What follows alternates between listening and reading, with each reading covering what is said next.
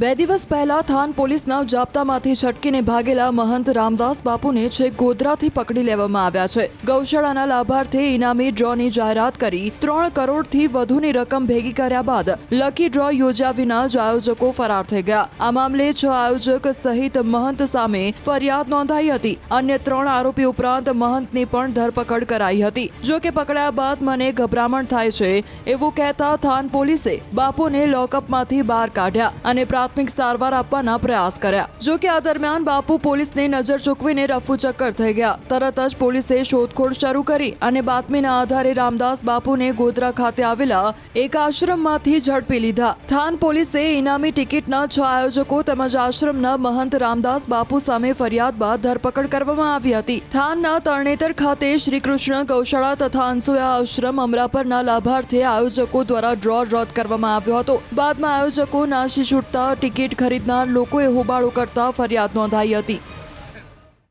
Thangadh police station વિસ્તારમાં ગૌશાળાના લાભાર્થીનું નામ આપીને આ ગુનાના આરોપીઓએ લકી ડ્રોનું આયોજનની જાહેરાત કરી ₹500ની ટિકિટ રાખી 3.5 કરોડ રૂપિયા ઉઘરાવીને ડ્રોનું આયોજન નહીં કરી ને છેતરપિંડી કરેલી તે અંગે થાનગઢ પોલીસ સ્ટેશનમાં છેતરપિંડી તેમજ ગેમ્બલિંગ અંગેનો ગુનો દાખલ થયેલ।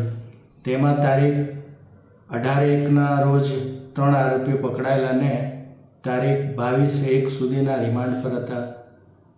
તે દરમિયાન તેમાંનો એક આરોપી નામે રામદાસ મહાત્યાગી ગઈકાલે લોકઅપમાંથી પોલીસને જણાવેલ કે ગભરામણ થાય છે, તેથી પોલીસે બહાર કાઢીને પ્રાથમિક સારવારની વ્યવસ્થા કરેલી।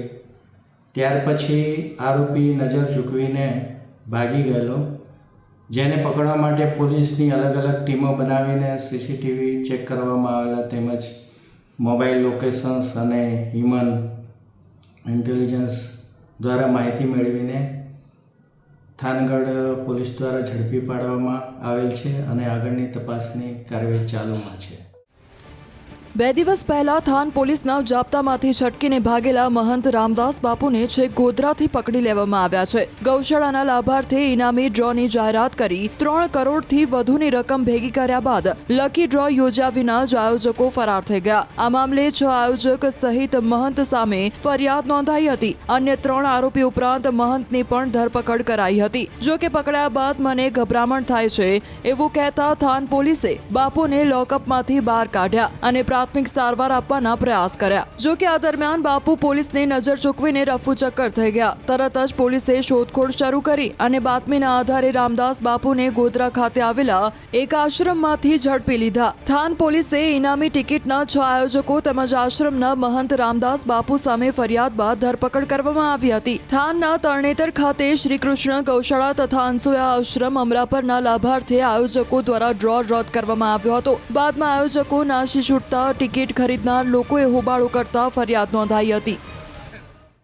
થાનગઢ પોલીસ સ્ટેશન વિસ્તારમાં ગૌશાળાના લાભાર્થીનું નામ આપીને આ ગુનાના આરોપીઓએ લકી ડ્રોનું આયોજનની જાહેરાત કરી ₹500ની ટિકિટ રાખી 3.5 કરોડ રૂપિયા ઉઘરાવીને ડ્રોનું આયોજન નહીં કરી ને છેતરપિંડી કરેલી તે અંગે થાનગઢ પોલીસ સ્ટેશનમાં છેતરપિંડી તેમજ ગેમ્બલિંગ અંગેનો ગુનો દાખલ થયેલ।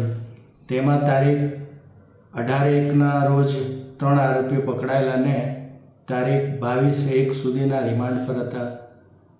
તે દરમિયાન તેમાંનો એક આરોપી નામે રામદાસ મહાત્યાગી ગઈકાલે લોકઅપમાંથી પોલીસને જણાવેલ કે ગભરામણ થાય છે, તેથી પોલીસે બહાર કાઢીને પ્રાથમિક સારવારની વ્યવસ્થા કરેલી।